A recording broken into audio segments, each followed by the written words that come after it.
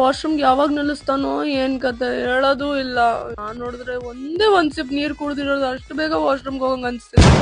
ಯಾಕಾದ್ರೂ ಈ first seat ತಗೊಂಡು ಈ ಬ್ಯಾಗ್ ಎಲ್ಲಿ ಇಡ್ಲಿ, ಈ ಬೆಡ್ ಶೀಟ್ ಒಂದು, ಕಾಲ್ ಇಟ್ಕೊಳಕ್ಕೂ ಜಾಗ ಸಾಕಾಗ್ತಿಲ್ಲ ಇಲ್ಲಿ. ಹೆಂಗ್ ಮಲ್ಗೋದು ಏನ್ ಕತೆ. ಎಷ್ಟು ಟ್ರಾಫಿಕ್ ಇದೆ ಅಲ್ಲ. ಅಯ್ಯೋ ಇವ್ನ್ಯಾರ್ಗುಡಿ ನನ್ಗೆ ನೋಡ್ತಾನೆ. ಈ ಮಗುನು ಇವಾಗೇ ಅಳ್ಬೇಕಾ? ಹೆಂಗ್ ನಿದ್ದೆ ಮಾಡೋದ್ ಗುರು.